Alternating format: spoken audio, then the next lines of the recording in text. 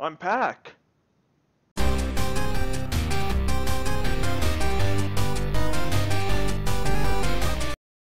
Hello everyone, thanks for watching Total Level here. As first, just want to say thank you to everyone with all your kind messages and all that.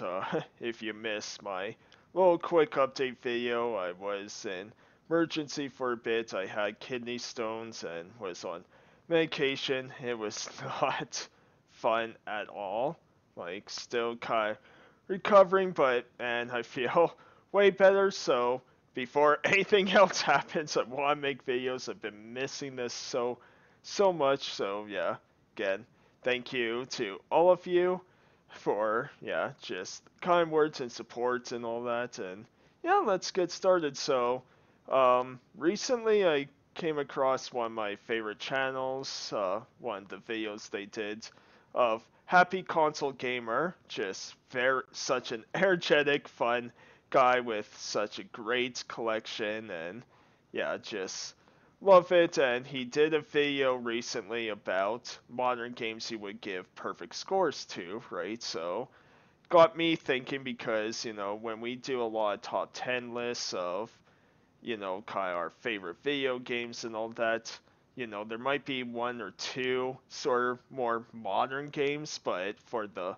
most part, we cling on to the retro stuff, right? Like, we, when I did my top 10 list, there was like Super Mario World and Zelda Ocarina of Time and all that, so yeah, and not really anything new. I think the newest would have been Persona 4 Golden, right? So I thought it'd be fun to just do kind of, you know, my own sort of top 10 list. Not necessarily games I would give perfect scores to, but just games from the past 5 years, so from 2017 on, that I absolutely loved. And because I wanted to talk more about more recent games, and 2017 I think is a great place to kind of go as far back to and then forward, because 2017 and 2018 were some of the best years in gaming since probably like 2010, right? So yeah, really excited to kind of share my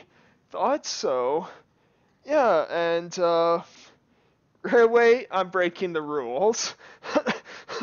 So I'm actually talking about four games in one, but because two of them came out in 2019 and 2020, they're part of a four-game saga, and yeah, two of them came originally out on PS3 and Vita. At least the first game did.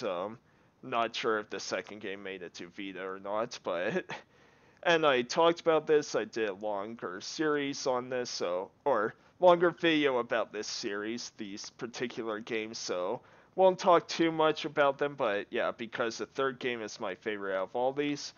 Legend of Heroes Trails of Cold Steel 1 through 4, so again, yeah, I'm cheating quite a bit for sure, but considering I've never even heard of this series, this was the first time, playing 1 and 2. It was the first time kind of learning about these characters and story and all that, and then yeah, game 3 and 4, which I'm so happy that I made the proper decision to wait until I beat 3. Like, I waited about a month to play 3 before the fourth one came out, because yeah, what a fantastic game. But if you don't know about these are kind of saga games where in this particular series you play as Rean Schwarzer, going to a military school called Thor's Academy, and there he meets kind of his sort of classmates, and they're all full of the great cliches that we all love in JRPGs and all that, all the characters of, you got really tough characters, mainly the female ones, and, you got kind of, yeah, snotty characters, all that sort of fun stuff, right? And that's the thing, if you love both old school traditional JRPGs mixed with a lot of quality of life modern parts, then you'll love these series, because yeah, they're traditional turn-based RPGs, but you can save at any point outside of battles and cutscenes, and Yeah, just fantastic series again. Won't talk too much about this, but yeah, love Legend of Heroes. Now, I'm so glad we're getting the Crossbell arc games finally. We're getting the first parts after it was initially released like 10, 11 years ago, something like that on PSP. So happy to finally get them. I wish NIS America would be quicker on the localizations because, yeah, we're eventually getting these games, just it's been very slow. Like, I got, yeah, Japanese versions of a lot of these Legend Heroes games because, yeah, I just didn't know if they were coming over here. Now I'm going to cheat again, but because this is part, like, a two-part kind of series, came out 2019 and 2020, I believe, or 2021. Uh, yeah, okay, 2019 and 2021, but that's the Atelier Ryza 1 and 2 games, so I do like the second game a bit more, but both games are so fun, so again, I talked about these before, just a ton of fun of, using alchemy and creating all these items and just fun turn-based combat. Definitely sorry. Definitely not for everyone, but man, if you again love just kind of traditional JRPGs with a lot of fun customization and all that, I highly recommend both Atelier Ryza 1 and 2 for, yeah, PS4. I think you can get them on Switch as well. And PC. So moving on, we got a Switch game. So when I got my Switch, first game I got, like most other people, Zelda Breath of the Wild. So, definitely not my favorite Zelda game, but man, was this, breath of fresh air.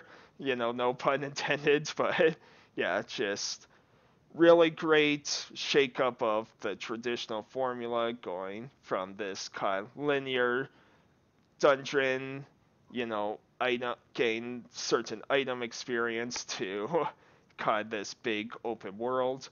Again, not perfect, weapon durability sucks, and the open world is a bit empty, compared to other open world games, but man, was this just awesome. Looking forward to the second game, and yeah, just a great change from the usual. Then another Switch game which I talked about before, which I absolutely loved, Xenoblade Chronicles 2. So I actually just ordered Xenoblade Chronicles Definitive Edition because I found it very cheap on a certain site, and so looking forward to finally playing that. I know I have it on 3DS, but I have hard time playing kind of big games on 3DS and all that, but anyways, this game is really cool. It's a story about Rex who comes across kind of something called the Aegis named Pyra, and everyone's afraid of the Aegis, thinks that she's going to destroy the world. So you as Rex kind of journey with Pyra and finding other people towards Elysium.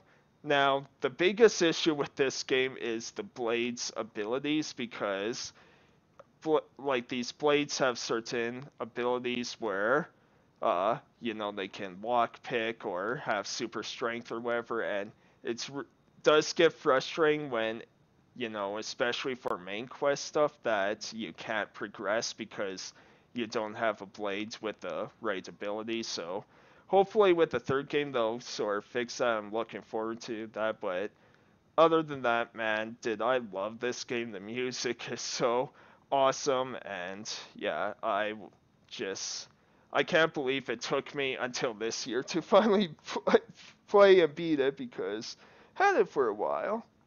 Now, on the Xbox is going to be, you know, bit weird one I think for some people, but when I got it and beat it pretty much right away, man, it's going to sit with me for a long time. And now that I have the Series X, I want to eventually go back and play again since I probably won't run into the same sort of technical issues I did on my original Xbox, but that's Guardians of the Galaxy.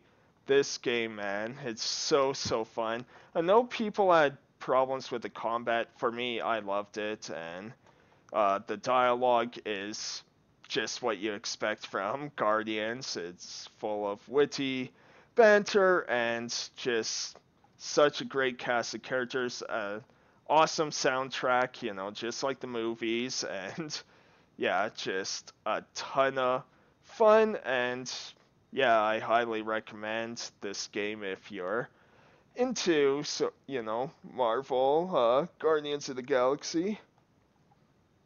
And then on PS4, I love Spider-Man, so Insomniac, you guys did a great job on this Spider-Man game. So my favorite superhero, and yeah, it's actually funny, I only beat this game this year, and that's because I thought I already beat it, and then when I was going to do kind of DLC for this game, I went back and it's like, oh, I still have a couple missions to do in the main story, but yeah, just a ton of fun. And um, the only issue really is it does get repetitive, right? Like you get a bunch of the same missions over and over or same tasks.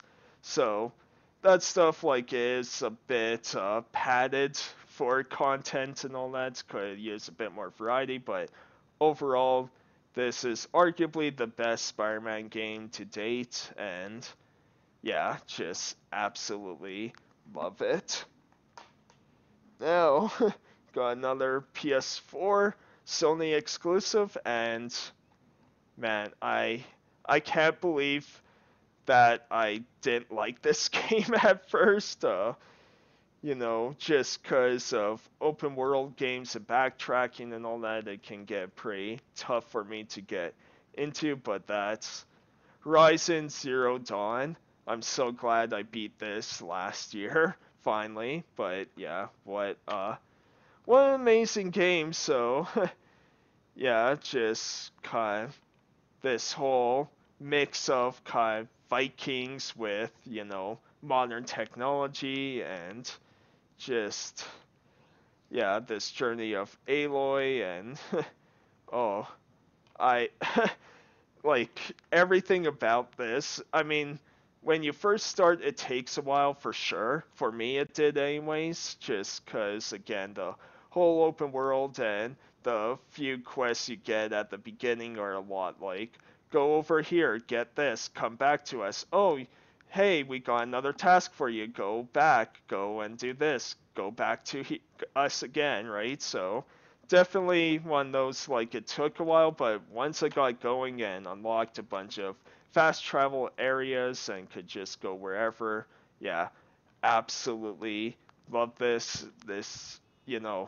I do have to get Frozen Wilds, is it? Or no, Forbidden West. Frozen Wilds, I think, is the DLC for this.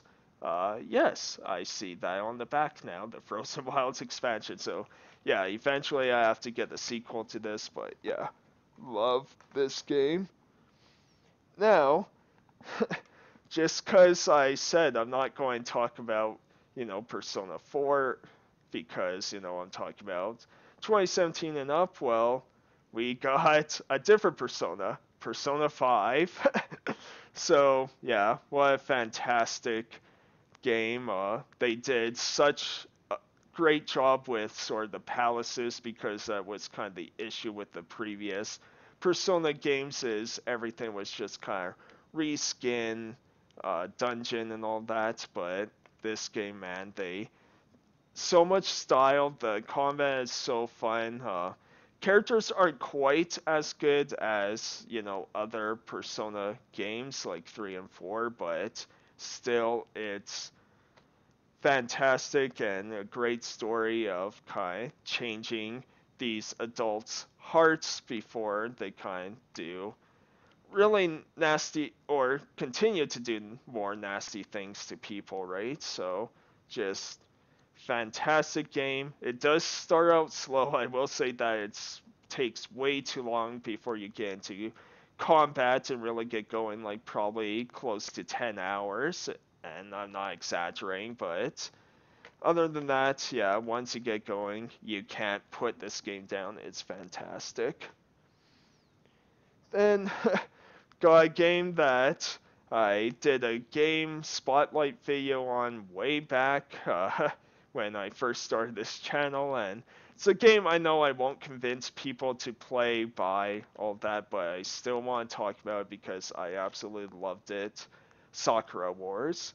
So I never played any of the other Sakura Wars games, never really known about the franchise too much, just think it was YouTube where I came, like a YouTube video where I came across this game, and yeah, it's just fantastic. So this acts as a bit of a soft reboot because it is supposed to be a sequel to different Sakura Wars game, but you don't need to play that one to sort of get the gist of this game and the story and all that, where yeah, you kind of transfer to this or theater troupe and trying to get the theater back up and running and all that, while also fighting these demons. But yeah, really cool just collab of a bunch of different artists from Fire Emblem, Pokemon, Persona, and yeah, a really great blend of all these genres of, you know, action RPG, visual novel, dating sim, all of that. And yeah, fantastic game. This game's pretty cheap too, so if, I'll say again, I know people won't pick it up, but I highly recommend. Sakura Wars is just such a great game. Then finally, the game that eventually got me into this series, which, yeah, I can't say enough about this game. Ys 8, Lacrimoso of Donna. Did I say that right? Lacrimosa of Donna, yeah. Okay. But what an amazing, amazing game. So this wasn't the first Ys game I played, and I heard of the series before. My first one was actually on the Vita, Memories of Celceta, I think it was. But I didn't really get into that game not until basically I played this one and then got the PS4 version of that game. And yeah, just I done like a review on this and I talked about it so much, and it's another series that I can't really convince people to really try out, especially if you don't pick it up right away, because these games tend to be pretty hard to find and get pretty expensive. But overall, man, this is fantastic of playing as adult Kristen. There, happy I said Kristen, not Christian. Someone gave me such a hard time over my pronunciation, and I'm sorry, but Christian is just how my memory goes instead of saying Kristen. But anyways, yeah, just great game of kind of you get kind of trapped on this island with a lot of your ship crew, and you kind of have to find survivors and kind of explore this island, figure out the whole mystery behind it. Is just one of the best action RPGs I have ever played. And if you can find this wherever, like for me, I had to get the PAL version because yeah, this game can be pretty expensive, but I know there's a PS5 version coming out soon, so yeah, if you can pick up Ys 8, is just, yeah, one of the best games, best modern games I have ever played, and I'm sure, the more I think about it, it might end up on my top 10 games of all time at some point. Alright, so yeah, that was kind of my sort of top 10 modern games that played and finished. I forgot to say, yeah, there were few rules that I want to incorporate, like I didn't want to, I only want to include games that I did beat, at least, So there are games that you might think are better and all that, but I may not have even played them at this point. And the other thing is, I didn't want to include remakes, even full-blown remakes like Final Fantasy VII Remake and Resident Evil 2, which I love both of those games, but want to save those later because eventually I want to do kind of my favorite remakes of all time. But anyways, yeah, I hope you enjoyed. Let me know what some modern games you played in the last few years you absolutely love. And it doesn't have to follow the same rules as me, because modern can be pretty much. I mean, some people would consider modern being 360, PS3, Wii, and up, right? So, where retro might be before that, or for some people, retro would be still Super Nintendo, Genesis, and before, not even like N64, PS1, Dreamcast, right? So, yeah, whatever. But, anyways, I really hope you enjoyed this, and I'm glad to be back. Hopefully, nothing else happens with me, and yeah, I'll see you next time. If you have any other lists, ideas you would like me to do, let me know, and I'll see you next time. Thanks, everyone. Take care.